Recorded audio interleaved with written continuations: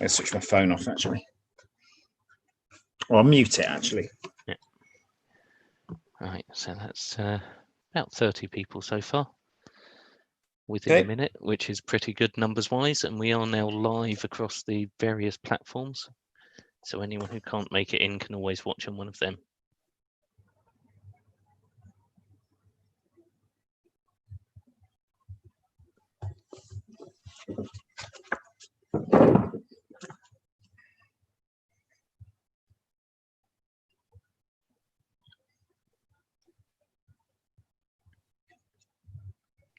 I'll be driven by you, James. So. Yeah. Right. Hello, Rob. I noticed you've got your hand up.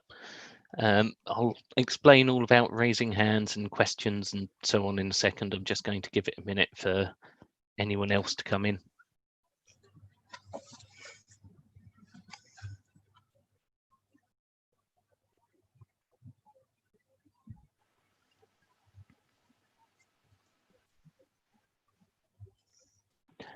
Okay, so welcome everyone to Cyber Cafe Sci.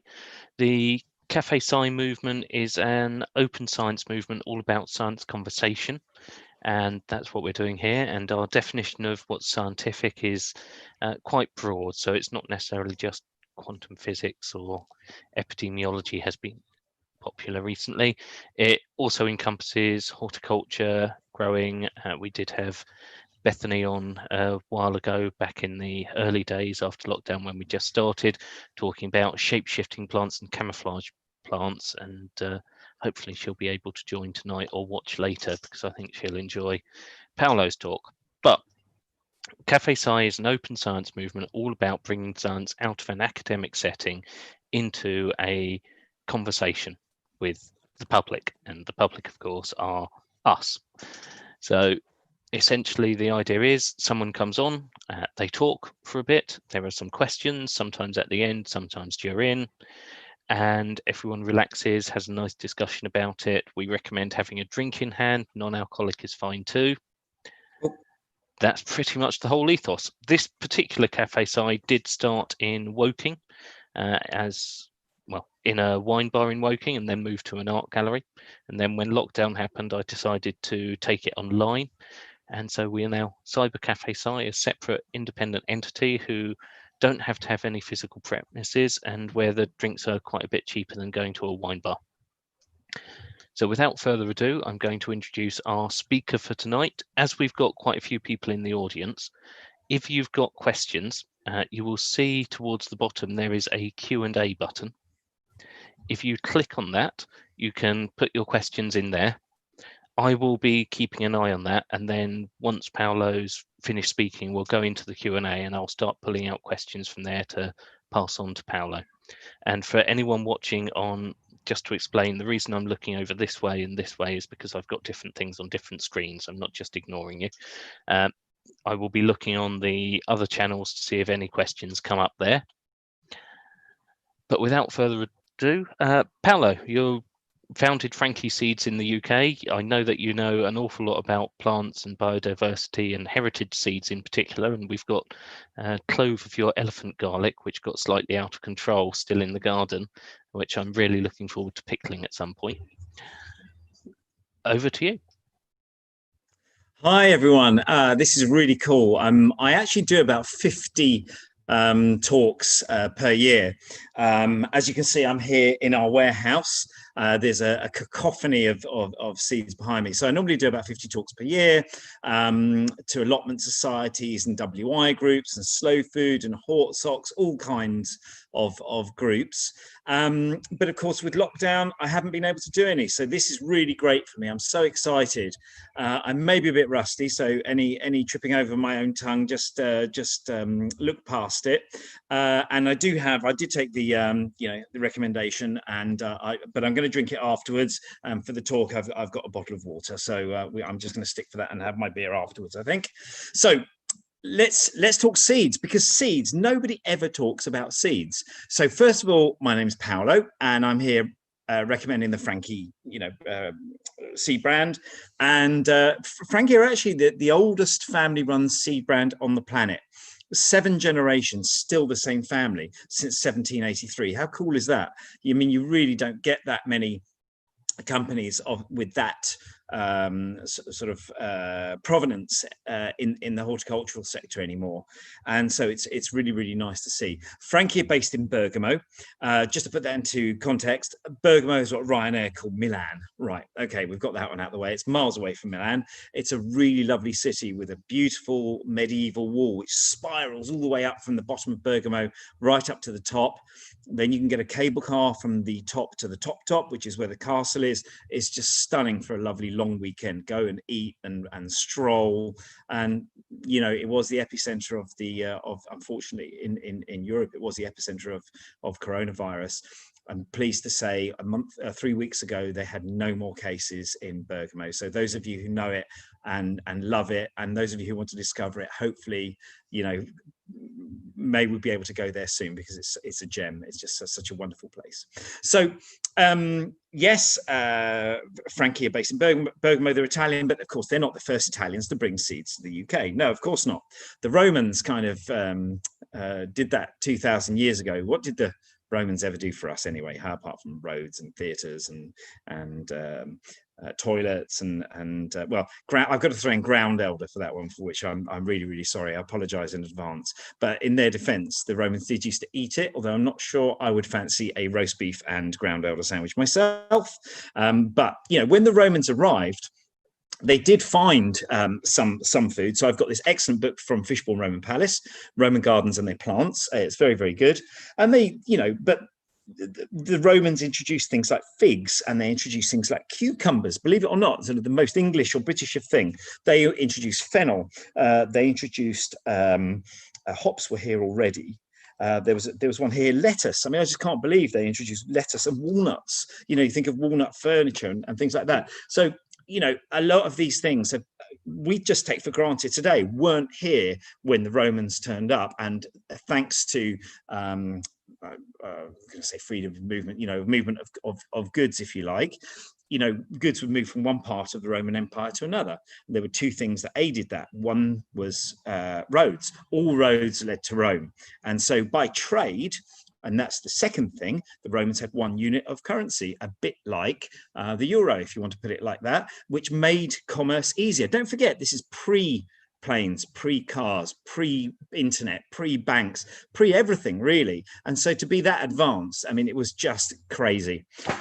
There have really been 3 pushes in this country in vegetable growing. Actually, there's been 4. I'll come to the last one in a minute because it's very topical. The first one was really during the Boer War.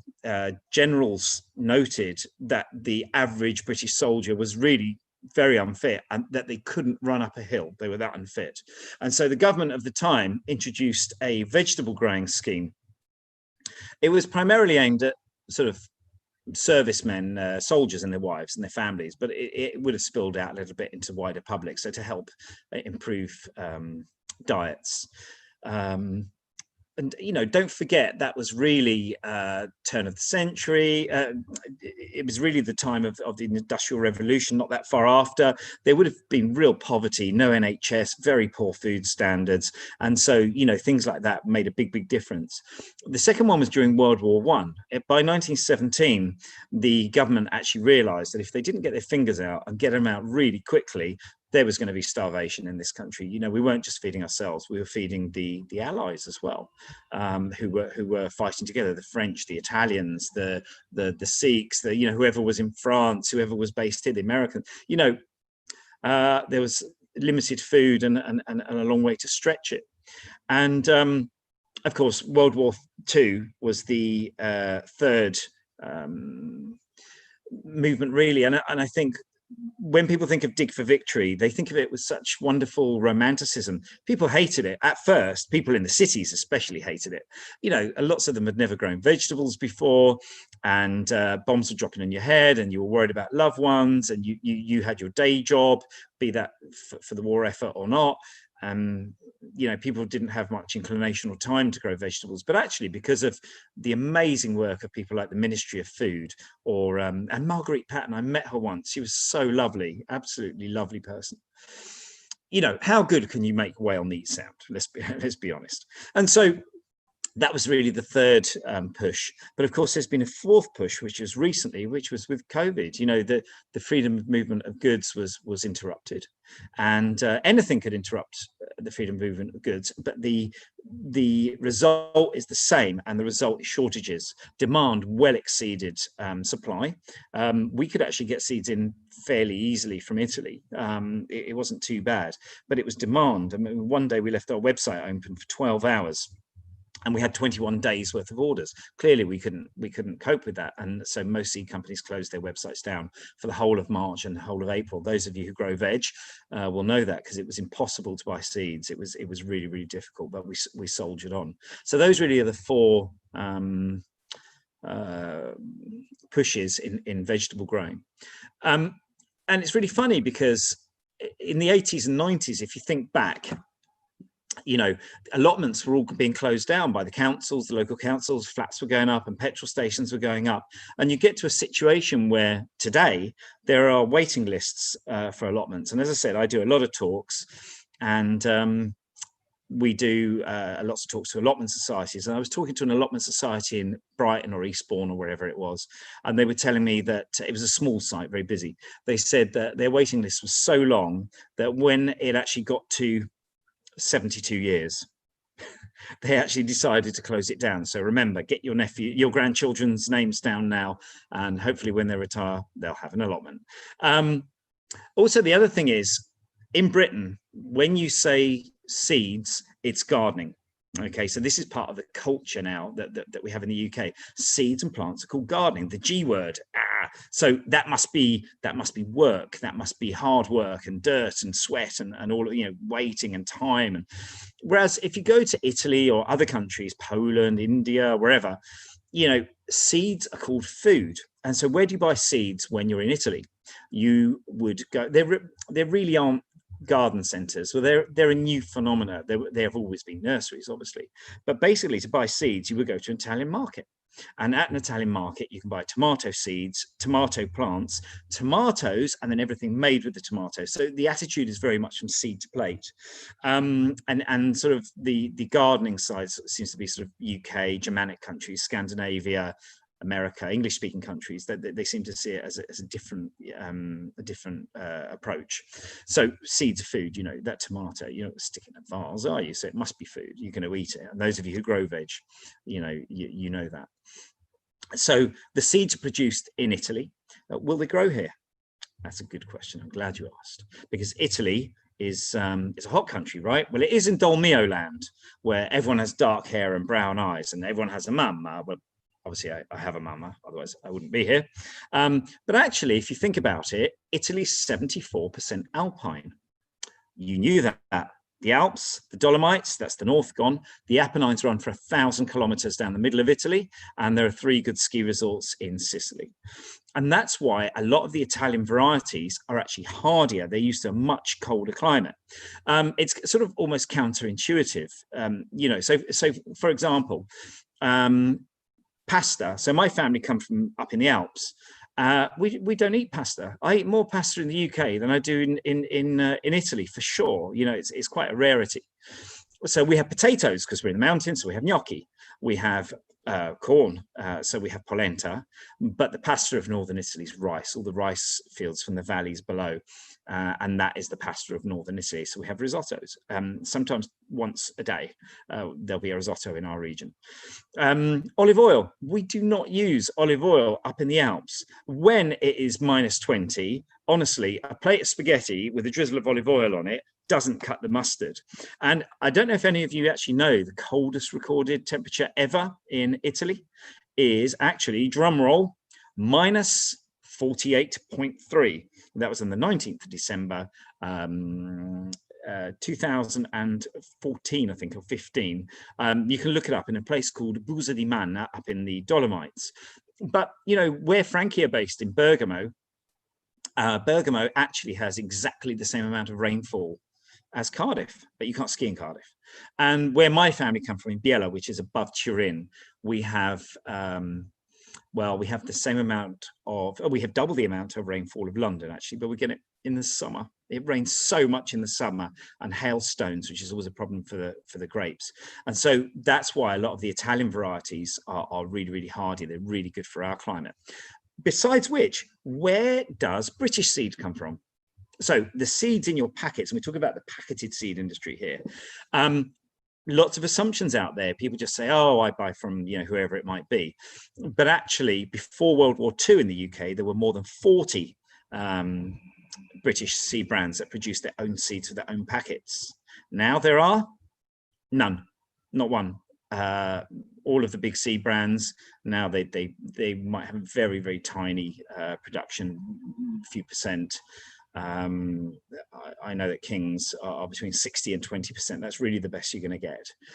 Whereas someone like Frankie's 70%, we produce our own varieties, and we actually specialize in endangered, heritage and ethical varieties. So it's a very, very different beast. We really don't compete with anyone else. We do our own thing, and we'll look at some of those varieties soon. So, you know, it's a big problem because 94% of all the heritage varieties on this planet have been lost in just 1 century. Now, some of them would have gone anyway. You know, there are some which are just not popular. They just go out of fashion. And then there are others which, you know, big seed companies have bought the small companies. In Britain, you've only got very, very big seed companies, a very tiny sort of specialist seed companies buy the small ones, and they look at a tomato from Essex and they say, well, it doesn't sell as much as Gardener's Delight or Shirley or Alicante or Moneymaker or, you know, whatever, and then it goes and it's replaced with a sort of a mass-produced corporate variety, and nobody questions it because they don't know to question it. I'll just give you a really stupid example. This is zucchini. So this is just a couple of the courgettes that we do. That one's from Parma, Tromba from Albenga, Sicily. That one's from Florence. That one is from Sarzana in Liguria. That one's from Rome. That one is from Genova. That one is from Naples. That one's from Milan. That one's from Bologna. That one's from Turin. That one's from Venice. I have to sweep those up after. But, you know, we don't have courgette at Birmingham and courgette at Brixton and courgette of, you know, wherever it is, Plymouth. We may well have done, but, you know, a lot of them have gone. And so the reason, that's sort of the reason. So I just want to tell you a quick story, and then we'll look at a couple of these varieties. So we have a variety of spinach called Viroflay. Now, Viroflay dates to the 17th century, 16 something, and it's only produced in one small part of Paris called Viroflay, and it is, you know, there's just a couple of producers left.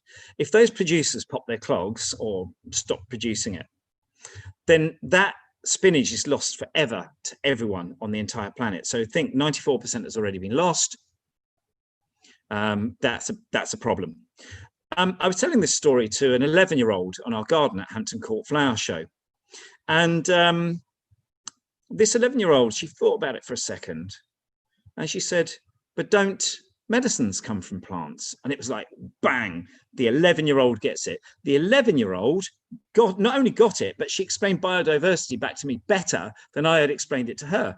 Yes, you know, we're losing biodiversity with insects, with plants. And so, you know, when you see these old varieties, be they from us or someone else, heritage or endangered varieties. And the problem is when you say endangered, people think of pandas and tigers and rhinos, and that's right that they do, but they don't think of spinach. They don't think of the San Marzano tomato from Naples. Very, very thin skin, you know, very few seeds inside. It would have been picked by hand, canned by hand. But nowadays, because everything's done by machine, they need a tomato. This had very thin skin. It was because it bruised quite easily, but the flavor. Now it's gone by the by because, you know, the companies now want varieties which you can bish, bash, bosh around. And yet you can grow it in your garden, and it's superior than any tin tomato you can buy these days. The flavor is just great and brilliant for making passata, for sauces, things like that. That's only found in Naples. It would have been grown on the slopes of Vesuvius. This is only found in Viroflay. You've got a superior spinach. I make a bet with you. I bet that your supermarket doesn't sell spinach. It doesn't. It sells baby spinach, which is harvested by machine. It's a little bit thick, but true spinach like this, they last a day and then they start to wilt. So it's really not that good for fresh market. And that's why the supermarkets won't touch it with a barge pole. And yet you can grow a fresh spinach. You don't pick spinach a day or 2, 3, 4 days in advance like you would tomatoes. So harvest it and eat it. You have got something amazing there, and it's regional and it's endangered. Both of these are on the Slow Food Ark of Taste. The Ark of Taste is Slow Food's register of endangered varieties.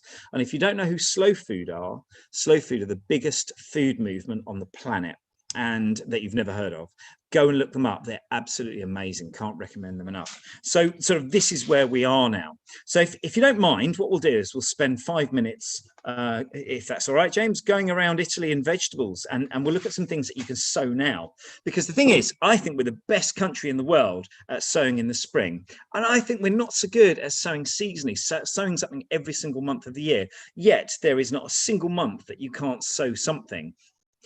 December and January are a bit lean, but let's look at a few of those now. Swiss chard and spinach. We mentioned spinach already, so you can sow spinach in the spring and in the autumn, August, September, October. If you sow it in June, July, it kind of bolts. It doesn't like the heat. So you could sow it sort of August, September, October, but it bolts. And so Swiss chard is really good, very underrated vegetable. It grows so easily. You can sow it till September. You've got those leaves. It's actually related to beetroot. In Italian, bieta, and beetroot is called bietola. So they're cousins, and that's why you sometimes get red chards. And you can use the stalks just parboiled and just toss them in butter, not olive oil. Up in the Alps, we don't have olives. As I said before, we have cows with bells on, so we only use butter. And, eat that with a fried egg. Yeah, absolutely beautiful. Really, really great vegetable. Other things you can sow now. Fennel, Florence fennel, introduced by the Romans.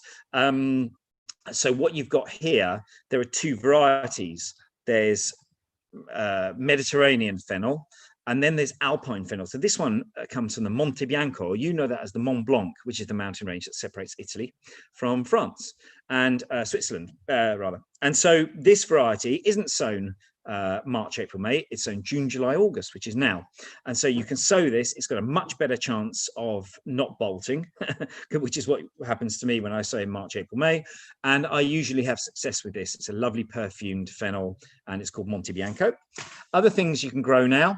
Things from the Brassica family, May, June, July, but some of them go into August. So Cavolo Nero kale, that's from our Eden Project range. You would sow that till the end of July, but I do a little bit more in August. And then you've got things like 40-day broccoli, cima di rapa, which is often eaten with orecchiette pasta, which I've got in here as well, but they're over there, so I won't show you.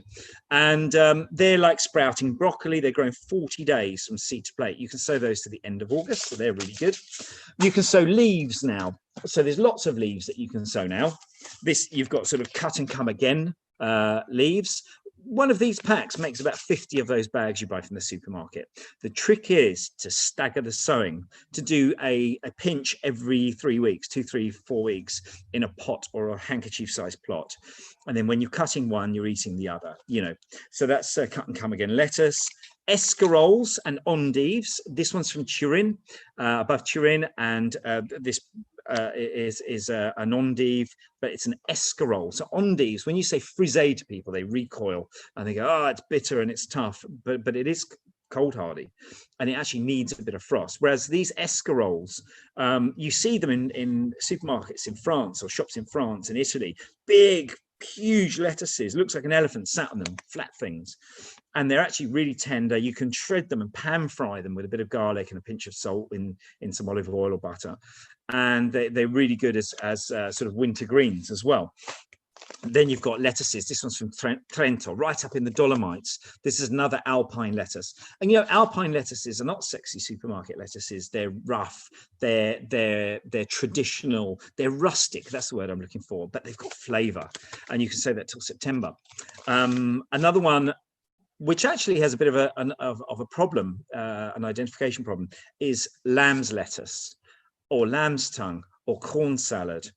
Or it's got, sort of mash as well, it's sometimes known. It's got lots of different names. But essentially, you would sow it in the spring, March and April. See, when you think of lambs, you think of spring. But actually, its main season is August, September, October for sowing. And I've had it outside in just a cloche with snow on top of the cloche in February in London. So it's a really great one. Fresh leaves right at the end of, you know, in the winter is great. Just a couple more things to show you, and then I'll hand back to James. We've covered a lot.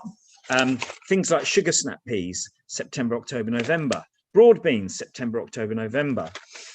There's onions. This is the famous Tropea onion from Calabria. These are from Abruzzo. These are from Switzerland, actually. Very cold, you know, alpine. And so that's the provenance. And I always say to people always ask me about the climate. And I always put it like this. Get a Norwegian and a Brazilian and put them outside on a cold night. Who's going to feel the cold? The Brazilian. You know, it's all about provenance and where things come from. So if something comes from a cold region, it's going to react much better, or a wet region, or whatever it might be. So this is the red onion from Calabria. The Hairy Bikers did a Mediterranean series. It was 6 programs, and they spent one of the series in Calabria. And they said it was the best onion in the world. You could almost eat it like an apple. It's absolutely stunning. A couple of other things. Radicchio. Now, radicchios are red chicories. When you say chicories, you mean green, but red chicories are radicchios. And these you would sow in August or September, and they won't turn red until they've had sub-zero. And when they've had sub-zero, they're actually really, they become sweeter. You know, I would make risotto alla trevigiana with this one. So risotto with Italian sausage, with the radicchio. So you get the creaminess of the risotto, you get the pleasant bitterness of the radicchio, you get the saltiness of the sausage, some cheese on afterwards. You know, it's just lovely. You can make vegetarian version of that as well. And there's sort of different types. And other things you can sow sort of at the moment, things like parsley and radish as well. So, wow, I think we just covered a load of stuff there. James. Yep, I am still here. Don't worry, I didn't abandon you. There we go. First of all, thank you for that. It was fascinating. I think we're going to be getting a number of questions pouring in, but we've got some to start. Nick Richards says hi, by the way. Hi. And for the questions, we've got one from PJ Campagna about the Gulf Coast of Texas, and this is very gardener's question time. Oh. I want the Pole Romano beans. Will they do well in Texan heat? So what this is, so Texas, so America, first of all, I'm not an expert, but America has different zones, heat zones, temperature zones. So just from the very name of those beans, Roma beans, when Americans talk about Roma beans, they're like French beans, what we would call eat all beans, French beans here, but they're thick, they're wide, they look like runner beans, but they're not. They're actually French beans. And the ones from Rome, now I don't know if you've been to Rome in the summer, hot, like Tuscany can be very, very hot in the summer. And so, yes, that's a variety, which, you know, you have to use some common sense. If it's going to be really, really hot, and I've been to Texas, and boy, was it hot. Some people will put some netting up to perhaps give, not shade, but to just deflect that full burning sun. You've always got to be sensible with gardening, you know, whereas I might actually put that same thing up to protect me from cold later on in the winter. So yes, you can grow those types of beans. Pick the southern Italian varieties. Okay, and we've got loads. So I'll do the 2 that came in beforehand now. So this one's a bit of a long one about polytunnels, plastic, and some other bits, and strong winds ripping plants out of the soil. So, is there an alternative environmentally friendly method you can think of to protect vegetable crops from summer storms? Do we know where this person lives, just out of curiosity? The UK is mentioned, but also 50 mile per hour winds. So, okay. So Right. So, like everywhere else, the UK is very different, depending on which part you go to. You know, I've been to Cornwall and it can be very wet. I've been onto the Downs in the Chilterns. It can be very windy. On the coast, you can have storms coming in as well. And so you have to adapt your varieties and you have to adapt your approach for where you live. You know, you're your own doctor, so to speak. So, for example, things like climbing beans, where it's very, very windy, I probably wouldn't do. I would do things like dwarf beans.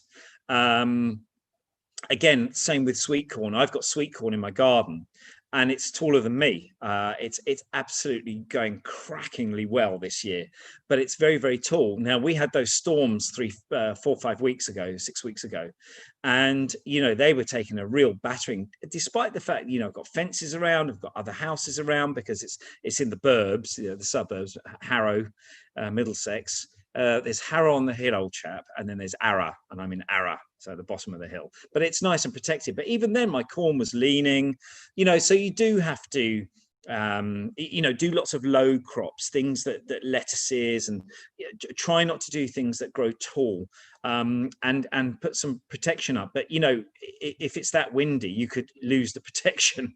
You mentioned plastic as well. Okay, so you can use polytunnels selectively, you know, put them where the wind is going to go around the curve rather into the face of the polytunnel. Remember to reuse plastic. If you've got the plastic already, don't just put it in landfill. Reuse those pots all the time. You know, it's got to be done. Get as much use from it as possible. It's there, and but try not to buy new plastic. But that's what I would do, and it's a very difficult question. And then, you know, you've got other places. The beauty of gardening is, or the problem is, you can have 10 people growing exactly the same variety in 10 completely different ways, but it's right for them, it's right for their area. Does that make sense? That one came in on email, so I'm going to assume it makes sense unless there's a follow-up in the chat. Anyone can email me if not. The second part that came into that one was about soil block makers. And I had to look these up. They're apparently some sort of device where you can make blocks of soil. So instead of potting in something biodegradable, it's just a cube of soil that you plant in. And whether they're popular in the hot Italian climate, because the thought was that they might dry out fast and they want to reduce use of plastic in the garden. So interestingly, some things work really well when sown straight into a tray. So, for example, if you get a tray and just sow onion seed, it's much better than sowing it into a loose tray. Just sprinkle them in, and you know, when you've got the chive-like roots, just scoop them out with your little finger and plant them in the garden. Other things work better in cells, which I think is what you're talking about here. Things like celeriac, for example, and cardoons and artichokes are best to do in cells first. I don't know why, and you shouldn't transplant parsley. That's another one. You just plant parsley in situ. So again, all plants are different. Some like one way of cultivation, and others prefer another way. So yeah, you know, I've seen those things. They make blocks, but yeah, that's like planting in cells. Okay, and from Nick, who said hi earlier. Hi, Nick. Nick's growing Roma tomatoes this year, but are San Marzano better for passata and similar? Okay, so the San Marzano, I have one here, is very thin skin, very few seeds. They're really meaty, and I won't say they're dry. They're not dry. You can eat them, but they're not wet. They're not juicy tomatoes. They are brilliant for cooking, but the benefit of Roma. So this is a plum tomato. This is a pure plum.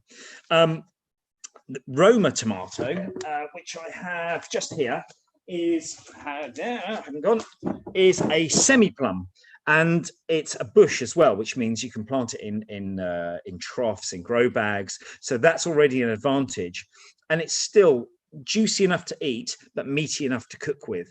The worst thing for cooking, for making passata, for making sauces, is salad tomatoes, because what happens with those, they can be quite acidic, and you need that when you're eating them raw.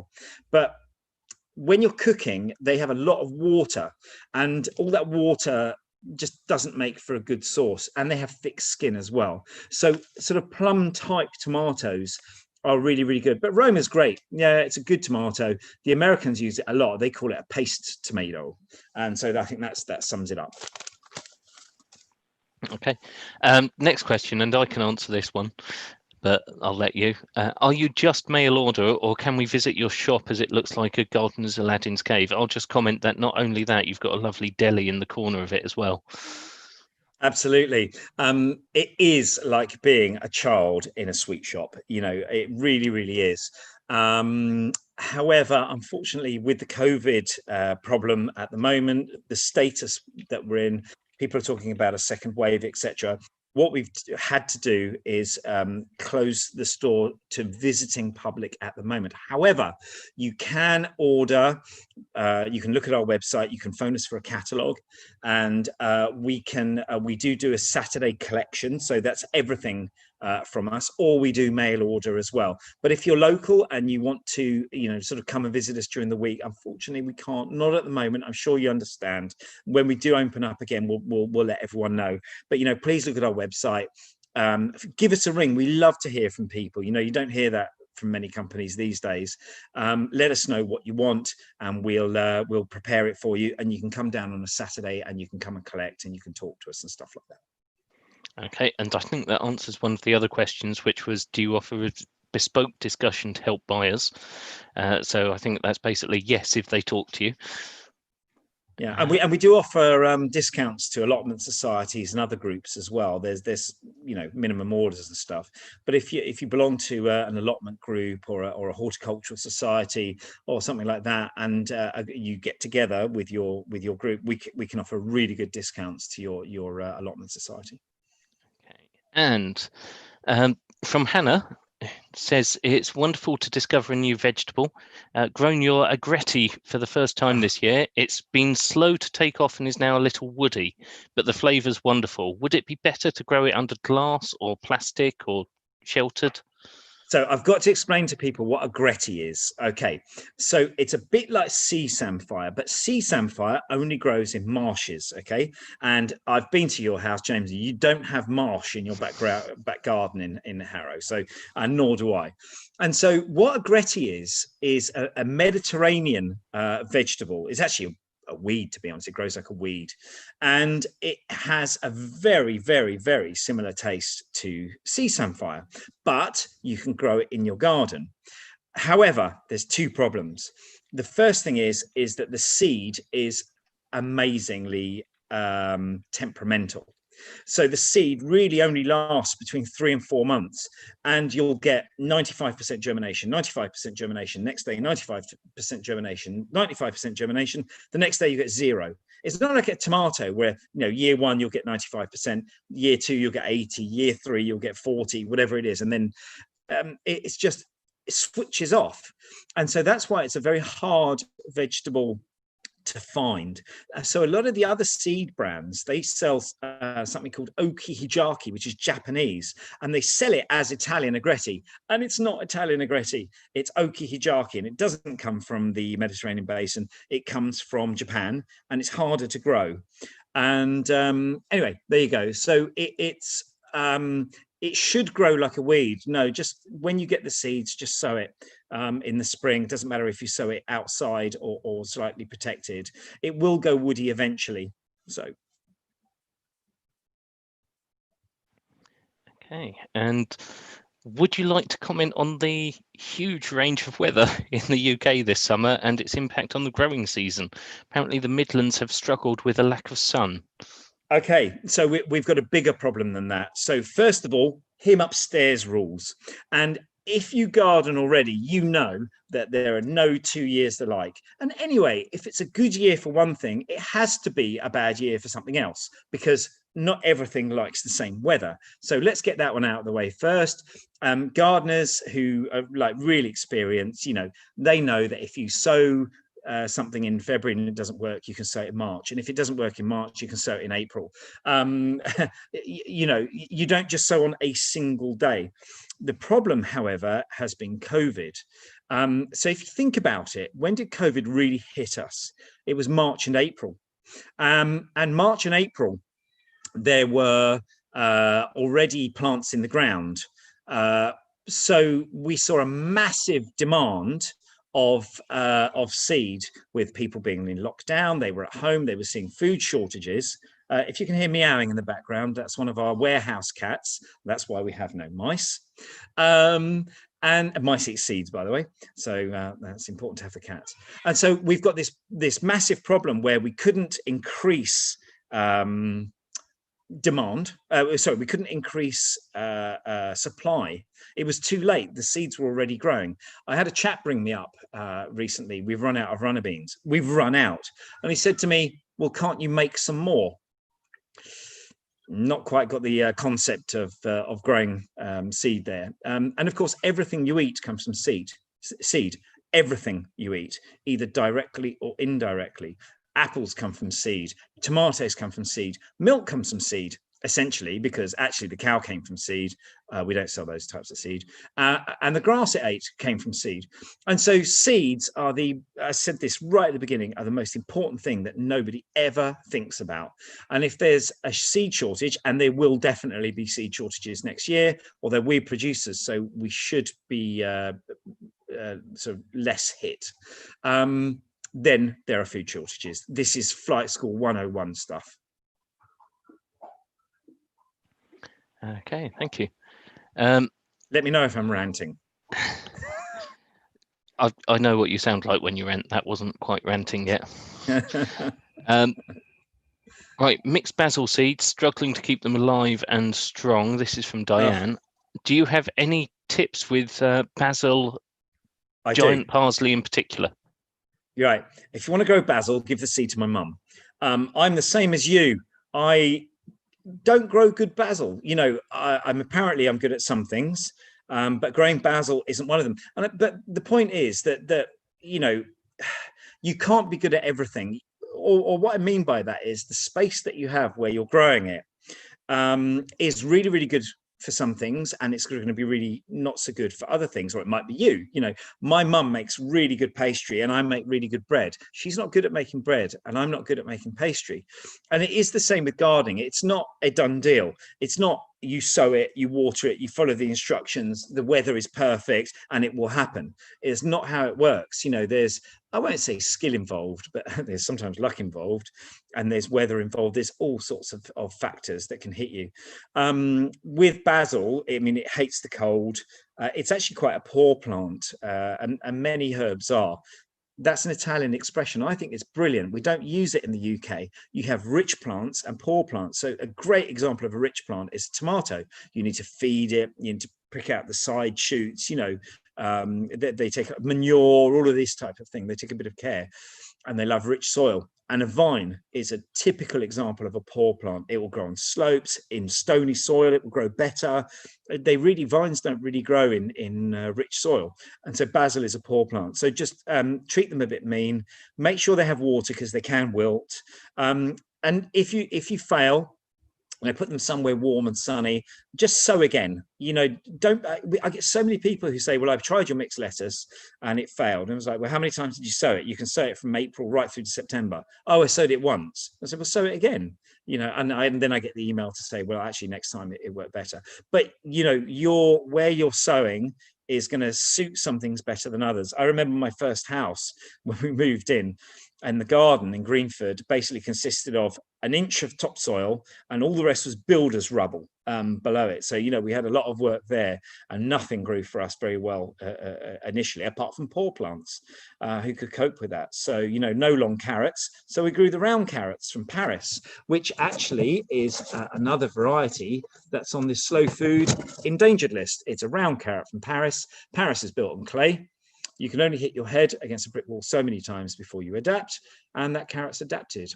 but it's endangered.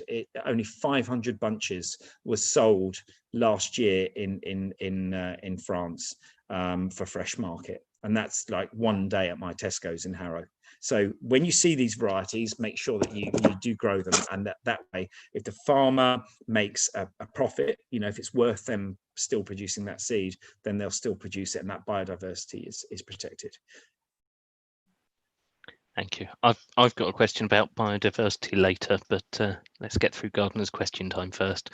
So Pat plans to grow endives and winter lettuce this winter on the edge of outer London.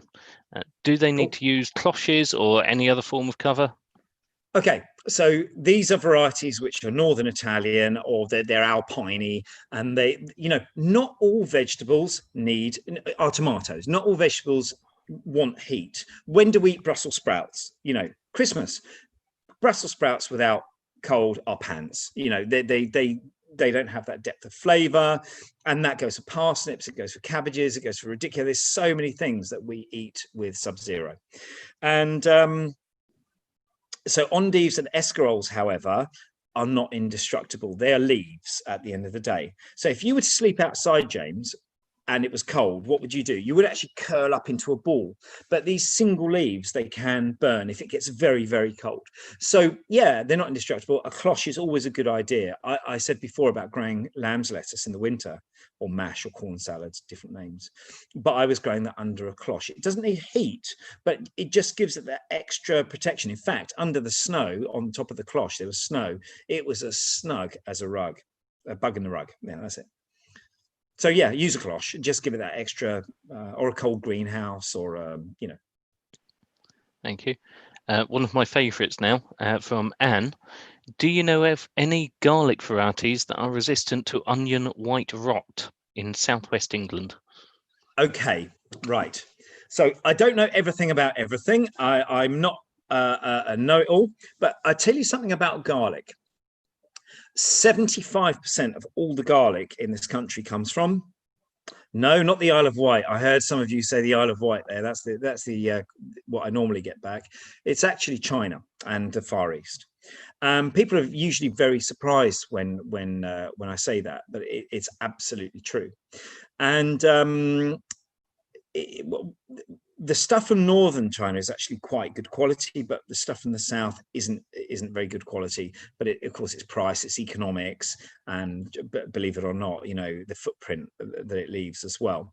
So the ones that we actually supply are regional varieties, and there are other companies who do the same. Isle of Wight Garlic Company are excellent as well. There are other companies who sell regional varieties, and regional varieties are probably going to be better in some cases. So we do the French garlic from Rhone Alps, we do Italian garlic from Abruzzo region, the red one, which is sweet. We do the white one from the Veneto region. Isle of Wight garlic does Solent white, and there are other companies as well, of course. The point is that these garlics are heritage varieties, and they've been around for years and years. And if they weren't good, then they wouldn't have survived all this time.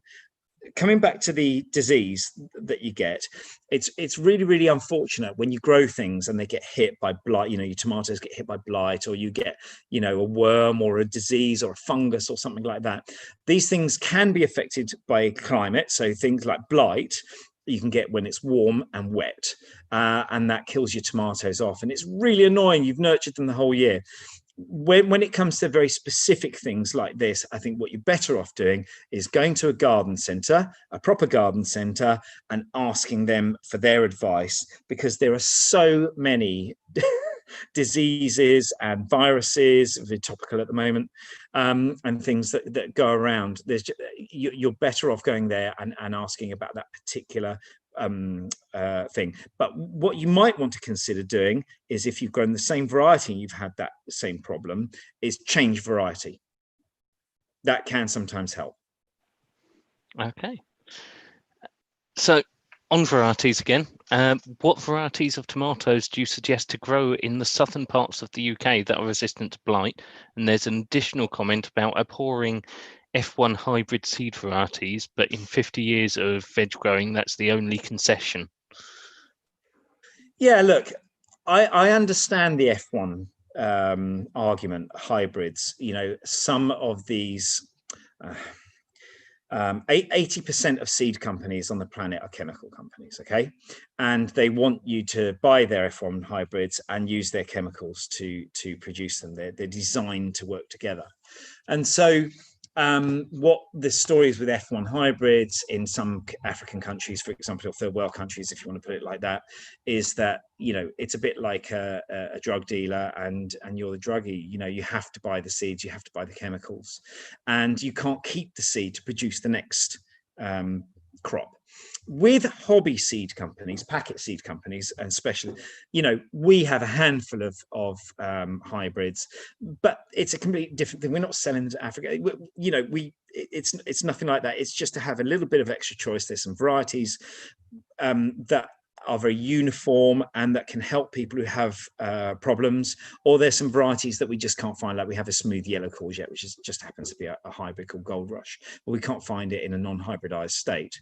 But we have a handful, about 10 or so out of our range of about 600. What was the question?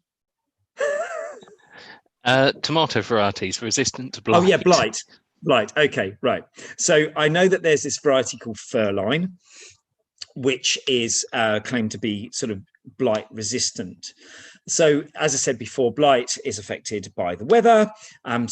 First of all, if we have good weather, and we never have a proper spring, a proper summer, a proper autumn, and a proper winter all in one year, one of them or more will always go pear-shaped. And him upstairs, controls it, and we have to, as gardeners, we have to work around that. There's things that you can do. So we don't have any blight-resistant ones. Although, if you see a tomato variety, I don't know if this is backwards or not. I can see it backwards. This says Roma VF. Can you see that?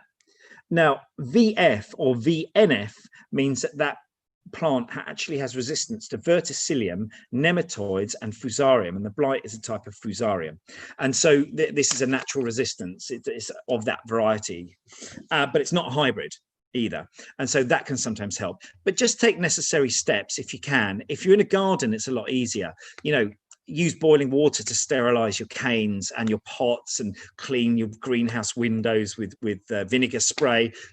Do all of these things. The problem is with allotments, there's a lot of no man's land in allotments, and the problem there is, of course, that you might clean your plot, but the spore, and that's what it is over there in no man's land. And so usually if someone gets hit on an allotment, everyone gets hit on an allotment. It's really, really awkward. So no, we don't have any, but again, I use that argument that a lot of the heritage ones we do, and don't forget 94% of heritage veg gone, we have about 220 in our range, which are from that remaining 6%. And the reason they remain is because they're good, and they taste good, and they're worth growing. The ones that have gone, some of them weren't worth growing, some of them, but a lot have been lost because of big companies buying out small ones. But yeah, take all the precautions. It's harder on an allotment. But you could try, if it's a real problem, try some of these ones that are marketed as blight resistant. But I've heard mixed messages. Some are good, some are not. I think we've got just enough questions to fill out the hour, or just enough time to answer the rest of the questions, as long as no more come in. That's all right. So let's get through those. So, any outdoor cucumbers to recommend for northern UK? Cucumbers were introduced by the Romans, as I said, and but they've been made. Oh, sorry, there was a mention much earlier in your talk that carrots apparently were also introduced by the Romans. Well, they originated, I don't know about that, but they originated in Afghanistan, and the first carrots were purple. And, spice roots and all of this, they eventually, very possibly, wouldn't surprise me. I'll have a look in my book later. What was the question? I've gone off track. Cucumbers, Northern England, outdoors. Oh, yeah, cucumbers. Yeah. So in Britain, we have made cucumbers our own. English cucumbers, British cucumbers are really kind of cucumber sandwiches, Vicar, and all of that. Cucumbers, forget the Northern England thing. They are Mediterranean, and again, the growing. You have to adapt it as to where you are. So in Northern England, I would say, if you've got a greenhouse, why do you have greenhouses in this country? It's to replicate the Mediterranean. What do you grow in greenhouses? Medveg, tomatoes, peppers, aubergines, melons, cucumbers, things like that. And so what you're doing is, with a greenhouse in a colder area, you're starting them off earlier and you're finishing them later. And that's all you're doing. That's the only reason we have greenhouses. And but they are kind of cool as well in the depths of winter for planting those endives in, and escaroles and radicchios and stuff, unheated, but it just gives them that extra bit of protection. So any of the, if you look at our catalogue, we've got quite a few English varieties. From Market More is a good one, and that's an English, you know, Italians grow English cucumbers because they're really good. And going back to Texas now, so which of your pole beans, Meraviglia, Smeraldo, or Super Marconi, or all three? I'm assuming to grow in Texas. Viglia di Venezia. Sorry, are you still there, Paolo? Right, so yeah, no problems. So Marconi, Super Marconi are already varieties that sell in Texas. There is an American distributor called growitalian.com, and they not only have the varieties that are suitable for growing in the States, but on their website, they actually have the zones, the temperature zones, and it tells you if they're suitable. So if you're in America, just go to growitalian.com and they can help you there. Otherwise, if you're in the UK, it's seedsofitaly.com. Okay, and final few questions. Where is your shop in Delhi? Okay, so we're actually based in Harrow, near the Civic Centre. If you go to seedsofitaly.com, you will find the details there, our actual physical address. But we're 5 minutes walk from the Civic Centre. We are actually on an industrial estate because we are importers, and this is kind of like a pop-up shop. And what I'm quickly going to do, I'm going to pick you up, and I'm just going to swing the camera. So that's our sort of our deli area here, so you can see lots of things there. Over here we've got loads of seeds, and this is just the front of the shop. We've got pizza ovens and all sorts. So yeah, we're based about 5 minutes from the Civic Centre, and if you just Google Seeds of Italy, the details, the actual physical address will come up. Unfortunately, the store is closed at the moment to physical to the public, but if you order by phone, you can come and pick up on a Saturday, or you can do mail order. We send all over the UK, and that's just to keep our staff safe inside so that they continue to do mail order. And please, if you do come down, do wear a mask. We'll be wearing a mask as well. We've got hand gel and all the rest. So and there's one comment from Marion Hardy, and this is a comment.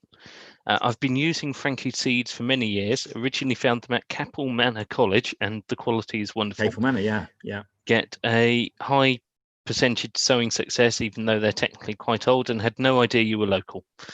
So not a question, just a compliment there. 3 more questions. That's great. And the other thing that people always say is about the seed quantity, and that's because we're seed producers, but the other seed brands are no longer seed producers. So if they're buying them in, I'm buying them from James is buying them from Mary's buying them from Fred, either the price goes up or the seed quantity goes down, or both. But because we're producers, you get a decent quantity, and because we produce our own seeds. Do we produce everything? No. Our pak choi comes from China. It's Chinese. It should come from China. This is not about flag waving. This is about doing things properly. We do the Kelvedon pea from Essex. Italians are growing Kelvedon peas from Essex. I showed you the round carrot before from Paris. We do the Padron peppers from Galicia in Spain, and the Tropea onions from Calabria. So for us, it's about slow food. It's about regionality. It's about provenance. It's not, we won't sell Moneymaker. We don't sell Gardener's Delight. We won't sell them because they're mass-produced corporate varieties, and they have very limited biodiverse value. Okay. I am going to ask you about biodiversity at the end as the finishing question. But next few, are Salsify and Scorzona seeds not viable for very long? Any tips on growing those two? Okay, I usually get asked a question about seed viability, so I'm really pleased that you brought this up. So there's a scale of longevity for seeds. Tomatoes are the kings, all right? Tomato seeds, I won't say that they're indestructible, but you can, if you go down to the sewage treatment plant, that's after you've eaten the tomato, and you can find tomatoes growing everywhere, and boy are they jolly good tomatoes as well, with all that manure. And also, if you plant tin tomatoes, occasionally one will germinate, just very, very occasionally, and they've been cooked. That's how viable a tomato seeds 20 years out of date sometimes will have pretty good germination. So what's at the bottom of the scale? Parsnips. There's an old saying, sow them and throw them. Always buy fresh parsnip seeds. And I'll say Scorzonera and Salsify, and I'll just grab a packet to show people, because they are quite old-fashioned and they're not used that often. So my nonna, my grandfather, where Brent Cross Shopping Centre is, that was all allotments. He had 3 plots and he always grew Salsify. This is often called vegetable oyster in English, because it has sweetness of a carrot, but it almost has a taste of king prawns as well. It's absolutely amazing. It's not fishy, but it's just got a very peculiar, very, not peculiar as in strange, but a very particular flavor. I love it. You get it a lot in France. And then this is the French one, which is Salsify or Salsify, and this is Scorzonera, which means black skin. So yes, they're towards the bottom of the scale of longevity. It's also very important how you store your seeds. I had a lady ring me up once, and she said, I bought 5 packets of your seeds, all different varieties, and none of them germinated. I was like, well, there's something wrong here. First question I asked was, how old were they? What year did you buy them? And she said, no, last year, but they all germinated. I said, well, where did you store them? And she said, oh, in the drawer above the oven. So when you store seeds, airtight container, put them somewhere cool, dark and airy, a shed, even with a small window, under the stairs, and they should regerminate every year. You'll get less and less germination each year. When you've got no germination, buy a new seed packet. Okay. And can you freeze agretti seeds? I don't know. I doubt it. It's already a very temperamental vegetable. What I would do is, if it does produce seeds, I would just re-sow them, because what would happen in nature is those seeds would just, drop. A tomato, right? So when I say to people about sowing tomatoes in April, they say, or May, they say it's too late. And I say, hang on a minute.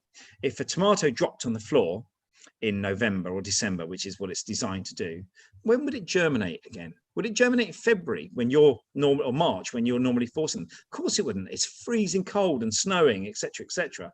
It would germinate in the spring, and that's usually middle of April, going into May. Would it produce fruits? Of course it would, because that's what it's programmed to do. It's the whole purpose of life is reproduction, and it will. That if you plant a tomato in middle of March, or you plant a tomato in the middle of May, that's 2 months difference. The eating difference is 2 weeks. So to answer the original question, only because it's agretti, I don't think you could probably freeze it. I've not tried it. I don't know if that's the right answer, but I would say because it's so temperamental and the seed itself destructs after 3 or 4 months, I would just continue to sow it and then just get as much out of it as you can. Okay, and a couple more. This is from Nick. And why is my Radicchio Castelfranco mainly green? Will it colour up more when the weather cools down? Right. Spot on. So what a lot of people do, because look, it's not their fault. There's lots of newbies around as well. But even that aside, we're not a chicory. We don't have a chicory culture. We don't have a mushroom culture. My son, when he was 9, I could send him out into the woods and he could pick all my porcini, and I would trust him absolutely fine because I've taken him. So we don't have a chicory culture, radicchio culture either. So lots of people plant too early. Okay. Now chicories are like chilies in the sense that all peppers are green. And I get phone calls from people saying, on the packet it's red. And I say, yeah, but it's green first, and then it turns red. So, it's just not mature yet. If you look at all of the chicories, the radicchios, not chicories, the radicchios that are red that we do, they all come from one region and one region only. And that's the Veneto region. And the Veneto region is the coldest region of Italy. And so these vegetables have all adapted. So they're when you sow them early, you can sow your Castelfranco chicory, which is the one that we're talking about. You can sow that early and just cut it and just eat it as like a green cutting chicory, if you like.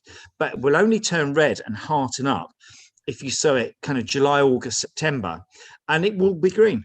It will look like a romaine lettuce, and you'll look at the packet and then you'll go, oh, that Paolo, I'm going to kill him. It looks nothing like the image on the packet. And it's a bit like the radicchio. That will be green. And then when it starts to get cooler, September, October, there's Halloween, November, and then it turns into December. We might have a bit of snow this Christmas. At first you'll see it green, then it will start to blush, and then it will start to turn red. But more importantly, it's going to become sweeter, and it's going to become blanched. In Holland and Belgium, it's not, they blanch theirs by forcing it, by putting it in the dark, and they get these lovely yellow chicons. It's the same thing. It's the dark that has blanched it. Whereas in Italy, we don't need to. It's so cold in Italy, and these varieties just need a bit of cold. It's hot at the moment. It was 28 today. Tomorrow's going to be 33. You should be sowing it now, not harvesting it now. Okay, we've got a few minutes left, and I think we've got just enough time. So Cool. Next one, another one's just come in. The tomatoes at the bottom of my plant are growing much bigger than the variety should. Should I remove them and just let them ripen on a ledge rather than leave them on there? Okay, so great. It's great that you've got tomatoes. It doesn't matter where they grow on the plant, really, so long as they turn red. So at this time, I don't know whether it's a beef tomato or what kind of tomato it is. So if it's cherry tomatoes, just leave all the tomatoes on there. It will produce masses and masses of tomatoes anyway. But with a beef tomato, what it's important to do is to pick out any of the side shoots. So on a tomato, you have the stem, then you have the leaves that come out at 90 degrees. In between that, you have the laterals, and you need to prick out all of those laterals, because what you don't want is loads more laterals coming out producing more flowers, and more laterals coming out of those and producing more flowers.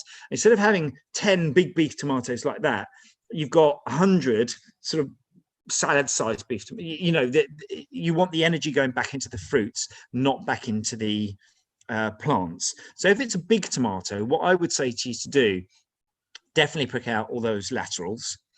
And then in August, I would also prick out the growing tip as well, because again, what you want, August, after that is September. Now, we're lucky in the UK. We usually have Septembers that are quite nice. I'm going to touch wood now that I've said that, because I'll get all these emails back in September saying, oh, the weather was miserable. But what you don't want is flowers in September. So if around about sort of first or second week in August, just prick out the top shoots, and you want all the energy going back into those into making fruits. No more flowers setting. And it doesn't matter where the tomatoes are on your plant, so long as they turn red and they're edible. When you take them off, of course, energy stops going into that fruit and it goes back into the other ones. One thing that you see a lot in Italy with San Marzano tomatoes, and this wouldn't be allowed on the allotments because there are rules, is you see what they do is they just let the whole like the whole wall of San Marzano tomatoes, 20 or 30 plants, and they just leave them. And for all the plants to die, and they look awful, but you get the tomatoes on there and the color of them. I can't describe the color of a proper sun-ripened tomato. And when you pick it, you've got the scent of the plant, and at air temperature. If you want to kill the flavor of a tomato, put it in a fridge. There's an old saying in Italy, the fridge is the enemy of cheese. Well, to that I would add garlic, because garlic needs sub-zero. And so when you put it in a fridge, it sprouts, it thinks it's in season, and its soul is gone. And tomatoes, so always serve tomatoes at room temperature. But, if you pull them off, the energy goes back into the other tomatoes. We've got about 5 minutes, and I suspect this answer will take all of that. So I'm sorry to everyone whose questions I've not got to, but there's 3 tied together here. One's mine, and there's 2 from some of our attendees which relate to it. So I'm just going to ask all 3 separately, and then you can draw your answer from them. One is from PJ in Texas again, and it's with problems in supply on the horizon, when do you think we'll see seeds once again? One is from an anonymous attendee saying, what more can we gardeners do to ensure these heritage varieties survive? And mine is, how important are gardens, seeds, allotments, people growing at home to biodiversity, and how can people actually help and assist with that? Okay, so that is a really, really great. They're all sort of similar questions in a way. I want to show you something. I'm just going to get this. So this is a lettuce, an escarole lettuce. So a lettuce you would sow now from Bergamo, where Frankie are actually based. This is a Frankie. This is a variety that Frankie has saved, if you like. So about 25 years ago in Italy, all the seed companies were pulled together by the government, and the government said, listen, guys, we've got hundreds of varieties, got 500 varieties that are going to go to the wall if we don't step in and maintain them. Frankie got 150. Only 5 seed companies turned up to this meeting. So Frankie are protectors of about 150 varieties. In reality, they've got over 200 heritage varieties. This variety, for example, is now so rare in Bergamo, it's only grown in people's back gardens on the hills surrounding Bergamo. This pumpkin in Naples, also on the slow food. These are both on the slow food arc of taste. So we know they're both endangered. This pumpkin, it looks like a 1 meter long butternut squash, is only grown in people's back gardens in Naples.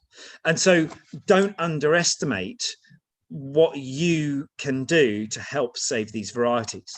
You know, if you're buying mass produced sausages, what's going to happen to the artisan sausage producer?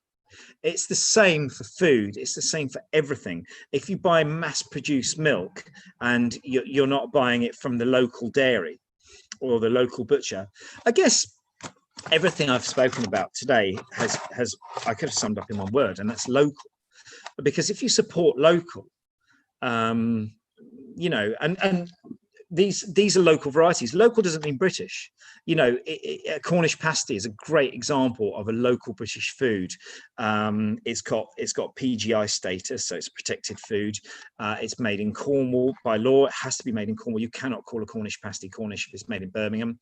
And you know, so the first thing I would say is, whatever it is, a food, an ingredient, you know, support local. If it's a greengrocers, if it's a seed brand, you know, if it's a variety, doesn't matter if it's not one of ours. I'm not territorial. If you see a Kelvedon pea, it's not one of ours, whatever, just buy it, because by doing that, you're actually saving that particular variety, and you're saving biodiversity as well. I heard that we were losing 200 insect species a week. That's not sustainable. You know, I'm not a scientist, but I can see that that's not sustainable. It can't be. And so, you know, we need to reverse that trend. And this is one way that you can do it.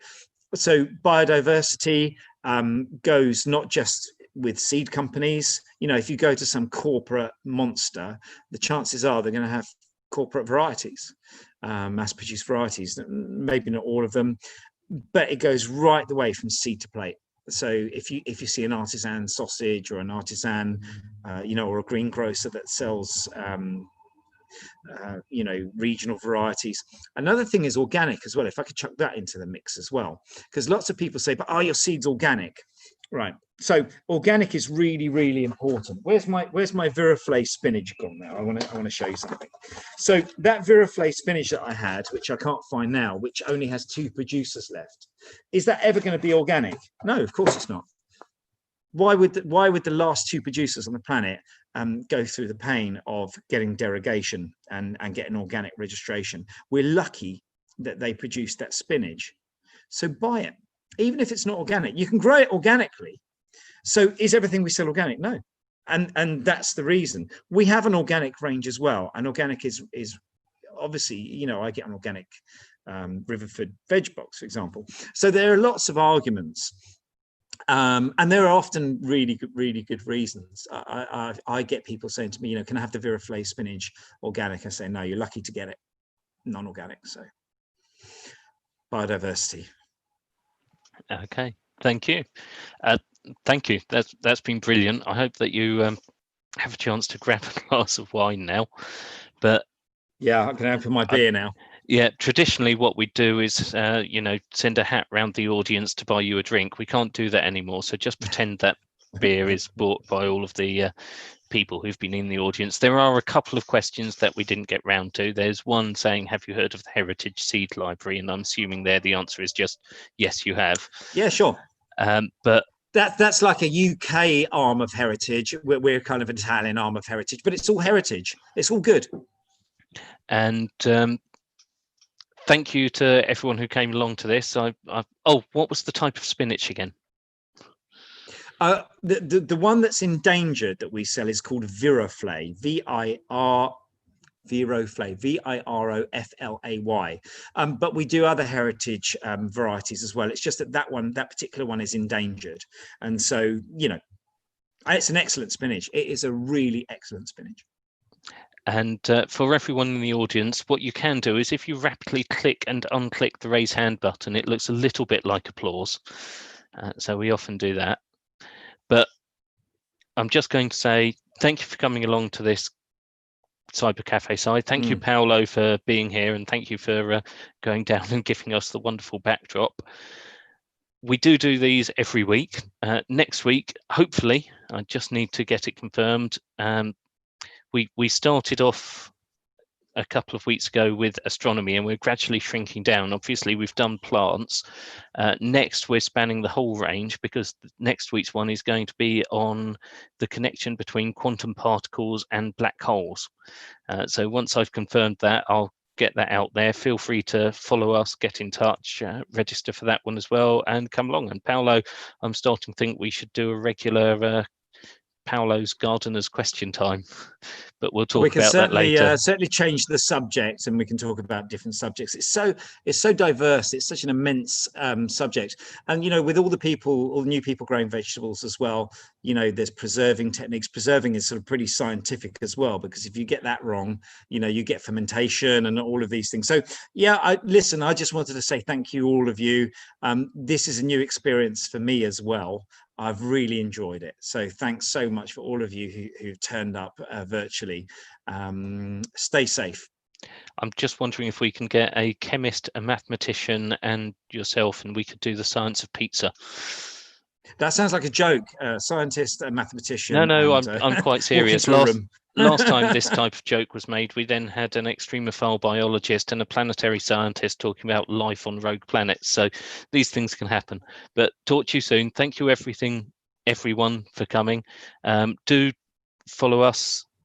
I've been told don't forget the biologist. I'm assuming that's in reference to the pizza. Yes, because of course the dough has to rise. We'll see what we can do. But thank you all for coming. Do follow us, do come along to other events. You're always welcome to them. And as I said, next time is going to be black holes and quantum particles. Thank you. Ciao, ciao.